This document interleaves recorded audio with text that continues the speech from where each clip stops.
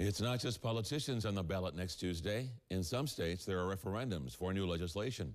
Our Laura Rogers examines both sides of a particularly controversial issue in her special report. Tonight, we introduce you to a Hart County woman hard at work in her greenhouse and in her kitchen, pruning plants and baking treats to sell at the farmer's market. 3 years ago, she faced a life-changing medical diagnosis. Here is her story. Nicole Nemo is a farmer. Come on, baby. A grower, a producer. This is your green oak. A lover of the land. Cut and go, cut and go. In her greenhouse, tenderly caring for hydroponic lettuce and greens. She was fanning herself to try to keep from crying because she had never seen anyone that would do vegan, gluten-free baked goods, and they actually taste good. A college graduate with a chemistry degree, she's also a baker who has perfected recipes for gluten and dairy-free baked goods. But last year, Nicole was caught growing a plant that landed her on the wrong side of the law, marijuana. Our home was raided. When you've never been involved with police, when someone knocks on your door at 9 o'clock at night, you expect them to tell you that you have a family member that is dead. In 2013, at 28 years old, Nicole was diagnosed with mixed cellularity Hodgkin's lymphoma. 2 days after the biopsy, I got a phone call at 10 o'clock on a Saturday. It was cancer. Fighting rheumatoid arthritis since she was 13, Nicole had taken numerous prescription drugs to manage pain, but cancer was a whole new ballgame. Because of how aggressive chemotherapy is, it was hell. To avoid side effects, Nicole chose a different approach to alleviate her pain. You take the pill, you somewhat have relief, but you don't have full relief.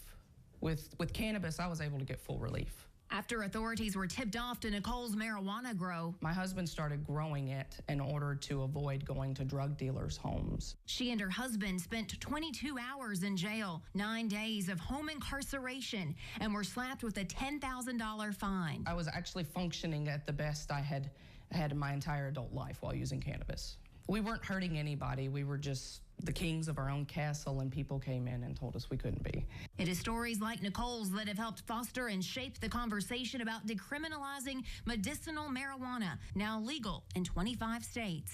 What this discussion is doing with our young people, it's sending a message to them, marginalizing the significance of this drug. Ed Shamalia is director of the National Marijuana Initiative and says legalization has influenced people, especially youth, to not understand its full risk and harm. We're seeing smokable product in Colorado exceeding 40% in concentration. And then when you start extracting THC and you're putting it in edibles, we're seeing concentration levels in the 90+% range. And that's what makes this drug so dangerous. Shamalia says we don't know how increasingly higher levels of THC are affecting brain development. We have no idea what today's marijuana is doing to our young people. That evidence has not been enough to stop states like California, Colorado, and Pennsylvania, who have either passed bills or let voters decide if marijuana should be legal. What other medicine do you know that the patient gets to determine when they take it, how much they take, and to what level they take it? Or that state legislators get to tell you how much you can produce as a patient. Nicole argues the laws and penalties in the bluegrass are too severe. I can have cannabis in the state of Kentucky and it can ruin my life. Or I can drive 6 hours north to Michigan, have a prescription, and it saved my life. Shamalia says it shouldn't be up to voters or legislators to decide if marijuana is medicine. We have a process in this country. It's called the FDA. And that's the process where we vet all pharmaceuticals, all drugs, to determine the efficacy and safety of those drugs before we release them to the public. For Nicole, she's already convinced.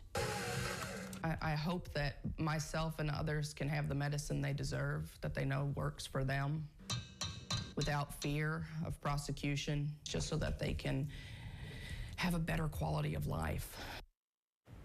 And Nicole's cancer is now in remission. The debate continues. Medical marijuana is on the ballot in Arkansas, Florida, Montana, and North Dakota on Tuesday. It is expected to come up yet again in Kentucky when the state legislature returns to Frankfort next year. For states where medicinal marijuana is now legal, under federal law, doctors can only write a recommendation for it, not a prescription.